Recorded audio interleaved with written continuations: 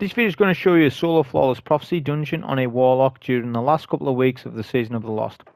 For those that just want to see that, then skip to the timestamps that's on the video. Other than that, I can discuss the weapons, the build, the subclass I used, etc. So first of all, I made a video about this same topic but for the Hunter mains a couple of days ago, and the video done really well. I guess because there's still a lot of interest in this dungeon, even though it's been out such a long time. There's still people out there trying to solo flawless it all the time. They'll try 6 months later, they go again. They can't get it, they try 6 months later and they go again. But for those people, if they keep coming back to it, this is your best season to do it. Now, if you weren't a Hunter main and you didn't watch the other video because you don't have a Hunter, but you're a Warlock main, then this video will be for you. So this is like a never been easier category for this solo flawless, and it's only going to last until the end of Witch Queen. Till the end of this season, until Witch Queen starts. So you haven't got long left. If you want to start on it, you better watch this video and then take the tips and then get it as soon as you can. Obviously, that's the emblem you'll be rewarded with here, and also an exotic Sparrow of 10 suns and the exotic ghost Cottontail shell, which is solo Pacific loot. The subclasses that we'll be using Well of Radiance to start, with Solar Grenade, Hail and Rift, and then we will switch to Shadebinder. When I do the turret build, so I'm just going to briefly go over my turret build, but I'll talk more about the information in the video itself, like more in-depth detail, but this is just a brief overview, okay? So the aspects to set up for a good turret build, there's variations of the turret build, okay? There's no wrong or right answer, but there are a couple of fragments that you definitely do want to run, right? Because there's obviously a lot of different fragments, and you've only got 4 slots on this particular setup. So we've got Bleak Watcher, Iceflare Bolts. Now here's your fragments. Whisper of Chains, Whisper of Durance, Whisper of Torment, Whisper of Fissures. How does all this stuff work for your turret? I'll just go through it. So Whisper of Fissures, basically when you kill a frozen target, the detonation of everything about it has a larger radius. It's top tier for when you're using the turret build because you're freezing targets all the time. So it's really good.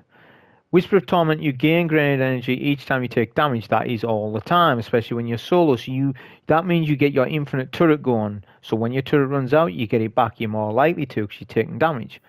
Then you got Whisper of Durance. This buffs the slow ability from the turret and makes it last longer, I believe. I believe it did, or they changed. I can't remember. They're doing so many changes. But Whisper of Durance is something beneficial to Bleak Watcher, so you want to be using that. And then Whisper of Chains, you gain plus 10 recovery. If you don't want the plus 10 recovery, then run Whisper of Shards. Where is it? Whisper of Shards. Sharpen a Stasis Crystal temporarily boosts your grenade recharge rate. Use that if you've got really bad stat armor, which I'm going to go into in a minute. So that's the basic with Shadebinder. As I said, the first encounter will be Well Arranged. Then it'll be Shadebinder after that, sort of when we get to the cube area. In terms of stats, so this is the most important thing.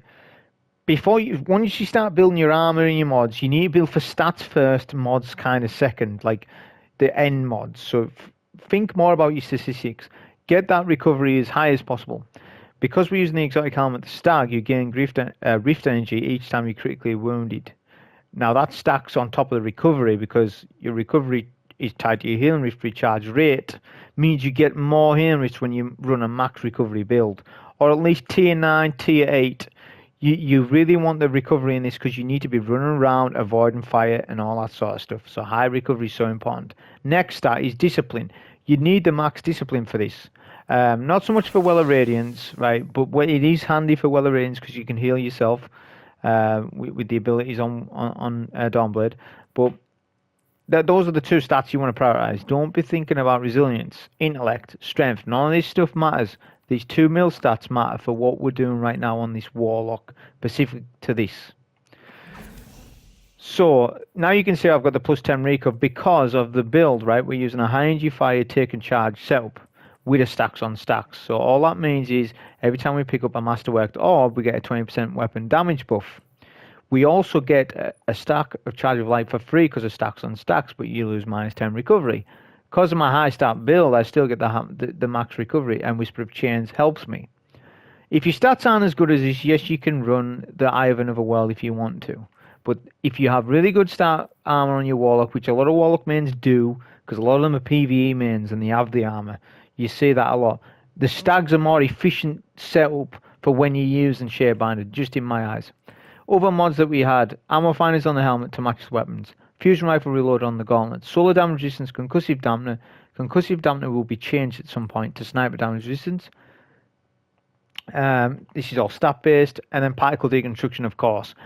Weapon wise, exotic grain launcher with a HOD, the coordinate fusion rifle solar with vorpal weapon slideways, and then Rage Regret, the heavy linear fusion with clown cartridge vorpal weapon. Both taken spec weapons. If you don't have taken spec, use boss spec on both weapons.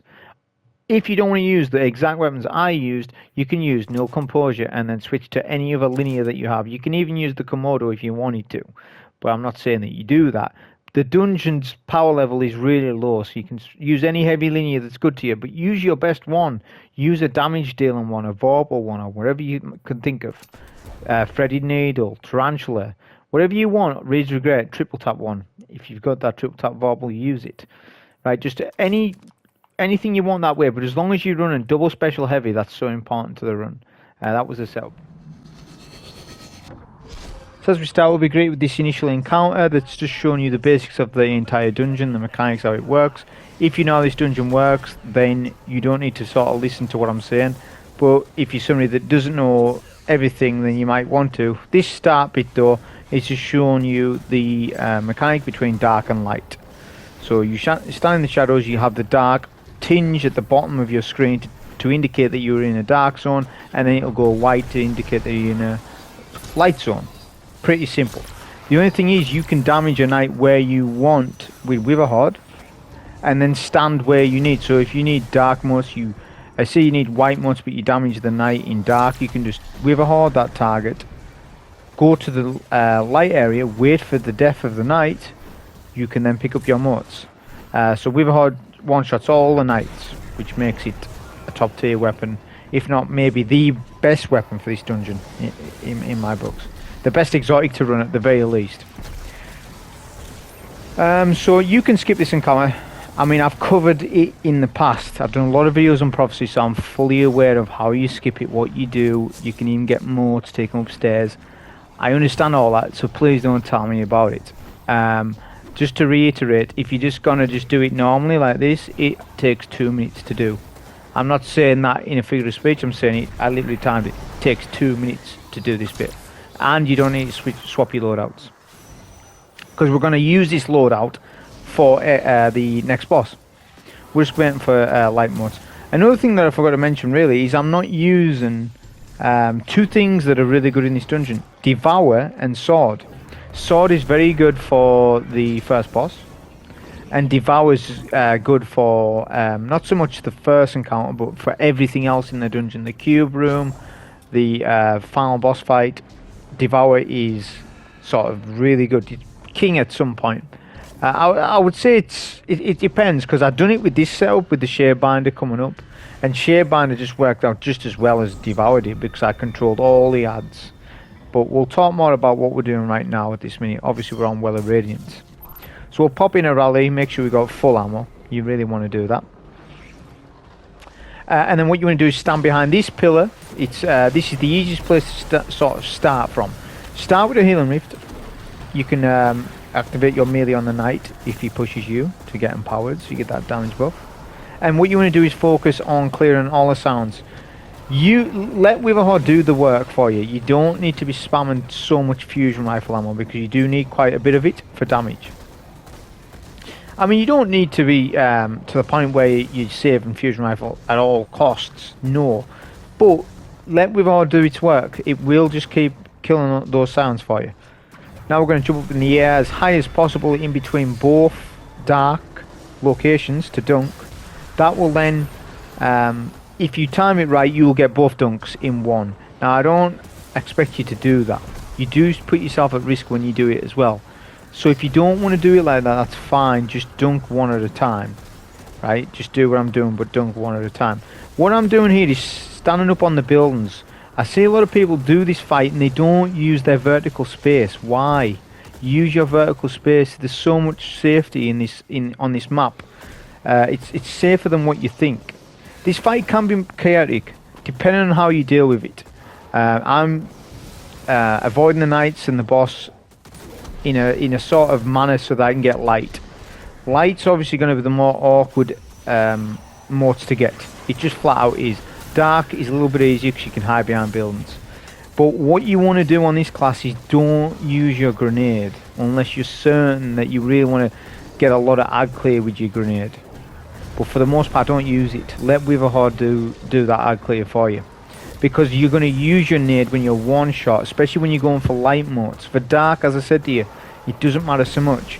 You can do a lot of ag clear up here, like where I'm standing, behind cover, right? But when you're going for those light modes, or those occasions where you might get caught off guard by the boss and the knights, you really want that solar grenade just to help out.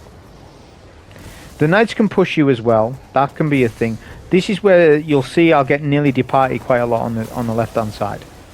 Right. Now you saw I was weak there, right? Now you might think, oh, that's an error, but I was sort of aware, right, of what was going on. I did get sort of lucky here though, I will admit. I didn't have a healing nerved. I should have really procced a healing wrist a little sooner, but I was sort of... That's the my resistance just about kicking in. Solar resistance obviously will help against the solar knights, which is what we've got on. And the concussive dampener is a general resistance that helps out against a whole host of things.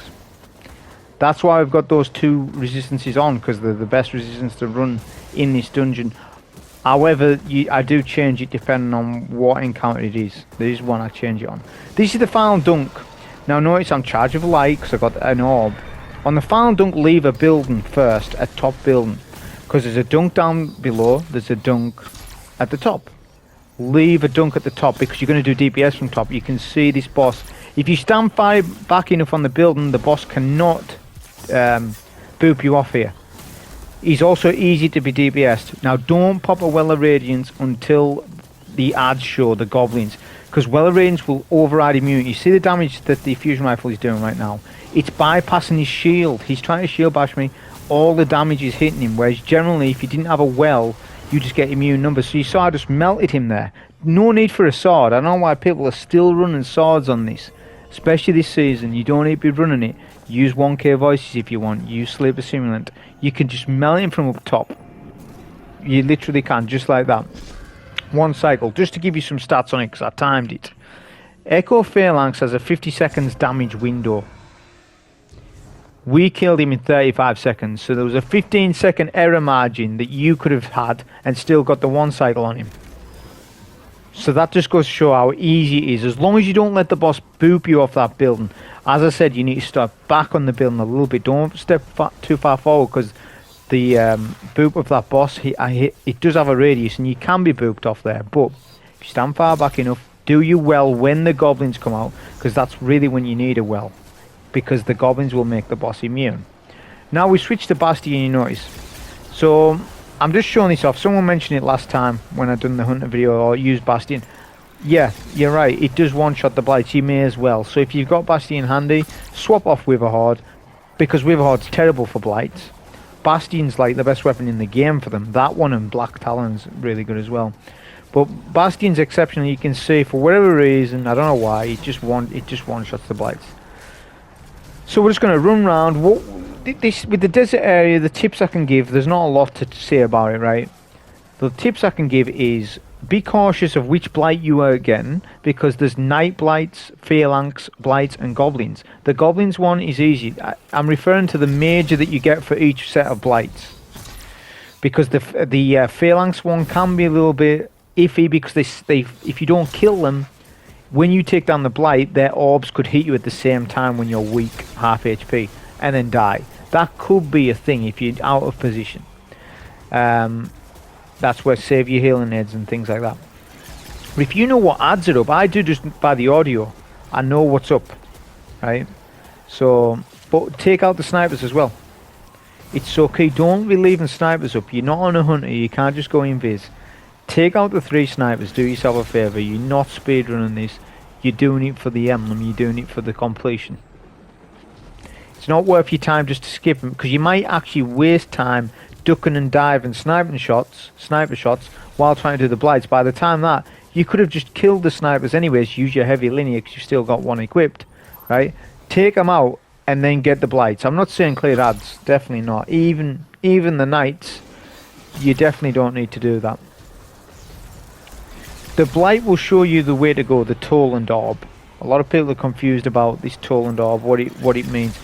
This mechanic in this desert is showing you that you need to follow the orb. It's a part of a mechanic. The orb shows you the way. Toland is showing you the way in the dungeon. The orb.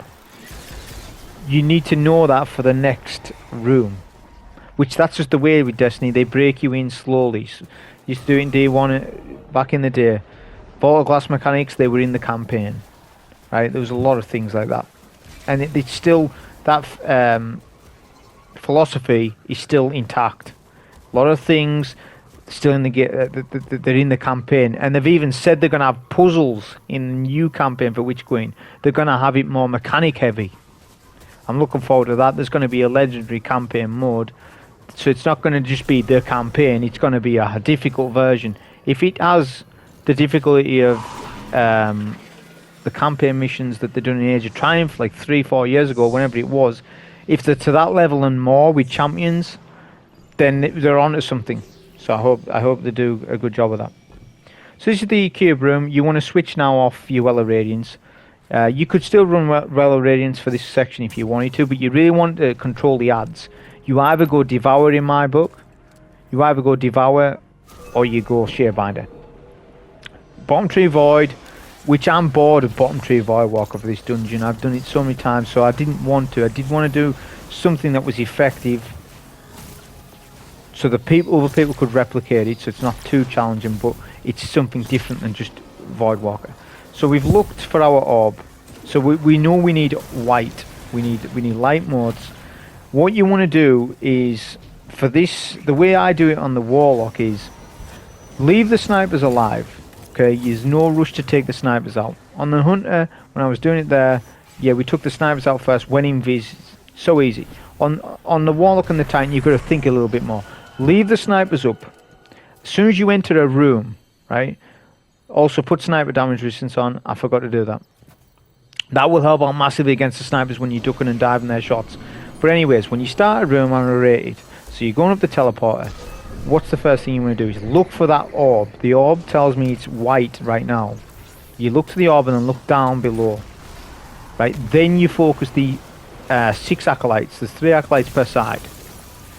They spawn in eyes, you know, so you want to take those out because they can melt you. Put a turret nade down, somewhere decent, somewhere probably in between the pack of the two waves of acolytes. The turret will even help you out with the snipers if it's close enough. That particular turret wasn't, but that's fine. We melt the snipers with our linear. The job of the power linear for this mainly is to deal with the snipers. With a horde, to deal with knights and ag clear, and the fusion just to assist on knights and ag clear. So that's sort of the job. If you're getting plenty of heavy, which you should be anyways, with your ammo finders, double special heavy, then use your linear on the knights as well, and you'll see me do that. Just swap out your weapons. You make the decision on it. There's no right or wrong, as long as you're not just spamming one weapon type. You do need to do a sort of switch with it.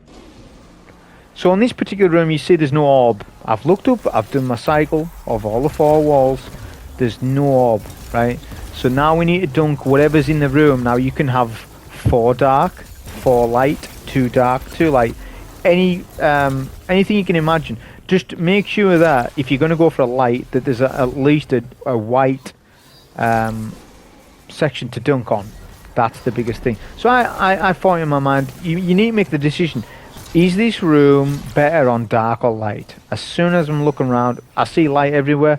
We'll take light. It's easier to do. Make your life easier, but you've got to think on your toes with that, with things. Sometimes it's not just if I do this, it'll be like this every time. There is some RNG elements with Destiny. It's just how it is, right? That's what makes the combat so good. Because when you start playing a game that's very scripted, like what Outriders was, the combat was so scripted, it was boring. That's what's so good about Destiny. The ads can surprise you, do certain things that you wouldn't expect. But they do have a rhythm and a pattern, of course. We're back to the original room, because we swapped the room because the orb wasn't there. So we're back to room 1. but we're still making progress. It's light again, so we keep getting light. I don't even know if I got dark. I think so far I haven't had dark. So it's the same procedure. The quicker you play with this cube room, I'm not on about speedrunning, but the quicker you sort of kill the ads, the easier it is. Because these acolytes will spawn over and over. Obviously as well, when you clear out your night, you'll spawn in 2 snipers. That's where you need to duck and weave with the moat. Now it's important that you sort of use your movement. Use the moat's movement. If you do a light swing with the moat, you get that momentum and you can dodge all the snipers with that. And then obviously use your heavy swing to actually dunk the moat. People getting confused about which melee button you press to actually dunk the moat. It's heavy attack. Light swing is just for the movement of the moat itself, which is actually pretty good. So use it when you're trying to duck and wave the snipers, or you can kill the snipers if you wanted. Just know you're going to get 2 fresh knights with solar, and I'd rather just have 2 snipers chasing me rather than 2 solar knights chasing me while I'm trying to do a dunk. Same thing, we got a turret nade up. Always start the room with a turret nade. That's your ad control. I need to control the knights. You can see I'm getting melted by these knights. He gets froze. I'm good. I could have done a heal in there. I was confident enough not to though. I was a little caught off guard here. Should have waited a little longer for my recov. But this is where the movement's coming in. Even though I am making a bad decision what I'm doing, you know, I'm pushing it a little bit too far, the movement still gets me through it. And then obviously I'm aware that I'm going to get sniped again after I get the dunk, so I do a healing immediate. Now if I didn't have a healing to do there, the play would have been not to do a dunk, or to at least get another turret nade out or something. So you've just got to sort of really keep an eye on your health regen as you're running around. See how many times you've been sniped, how many times can you be sniped, you know, things like that. You know, have I got enough HP to tank another 2 shots while I dunk this mod? If the answer is yes, then go ahead. If it's not, and there's a chance you might die from it, then cut your losses, start again, because you can start again with this dungeon. This dungeon's all about that. It's forgiving in the sense of, oh, you got the wrong moats, you got the wrong stack. That's fine, you can start again. Just know that you'll be kind of punished with an extra wave of acolytes to take. But then that's that point you can use your super. See, I've only used my super once. I've literally barely used my super. I could be using my supers to take out the acolytes and things. And if you're in trouble for nearly dying, you can use a super to survive it.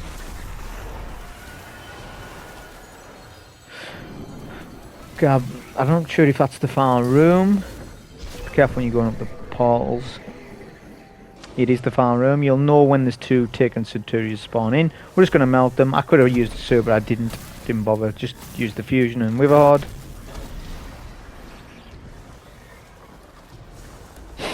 We're just going to go and melt them quickly as possible. Obviously Thrall spawn in, so just be mindful of that, but for the most part it's pretty easy to do that bit. It's easier than the previous rooms, to be honest.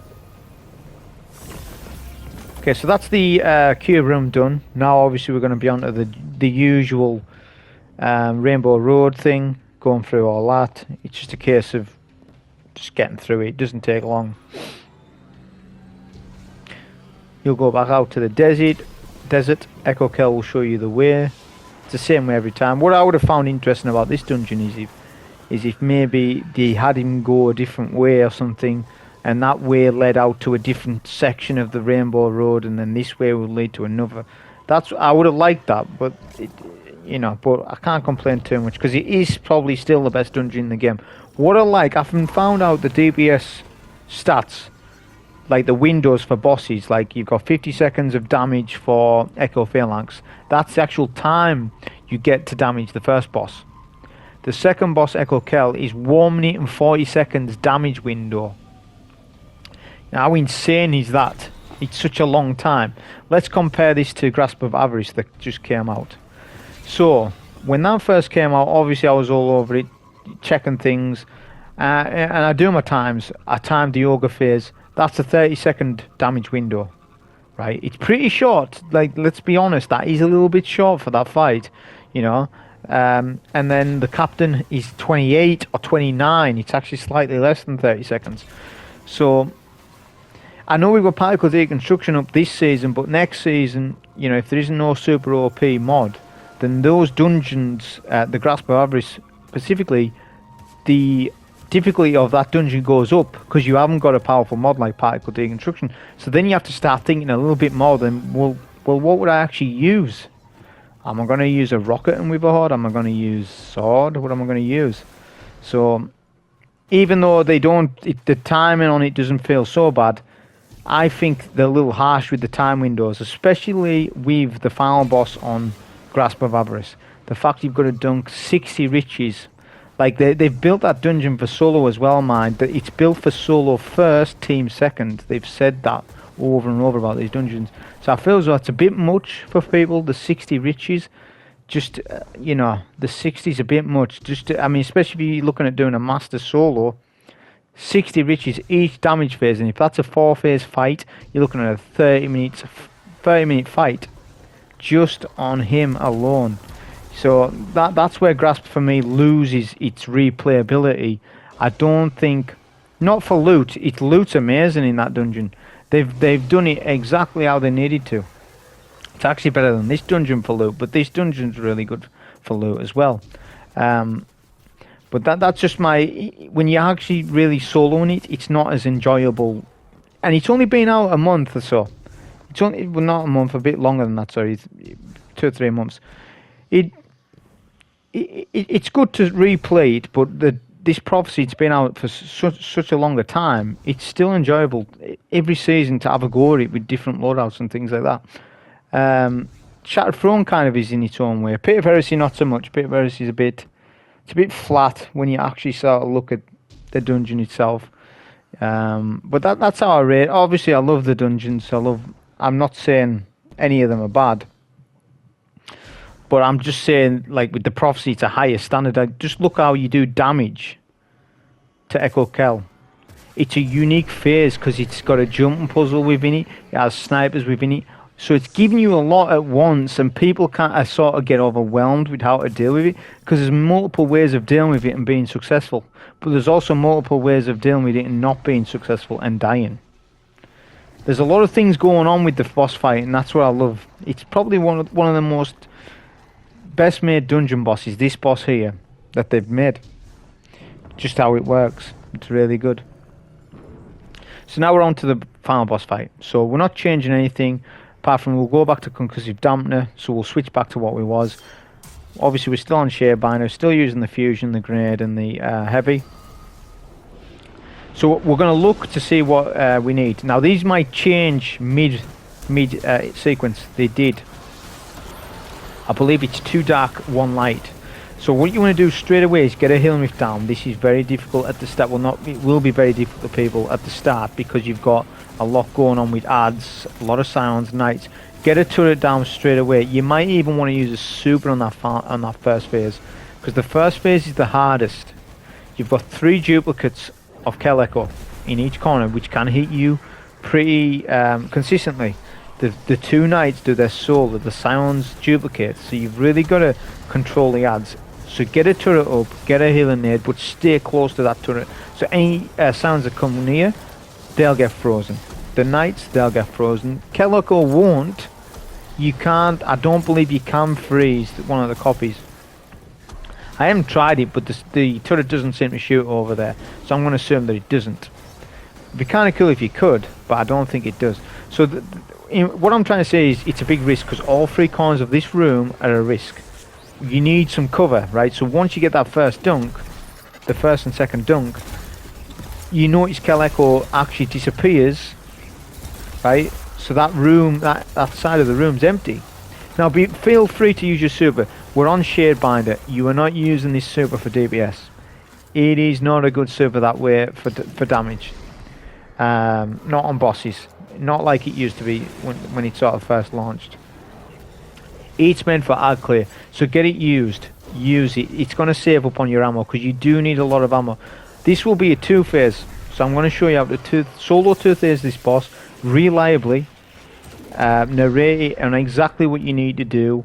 For skilled players who do it their way, that's not for them because they'll have their own little strat. As I said, there's multiple angles you can take this fight on how you want to do it.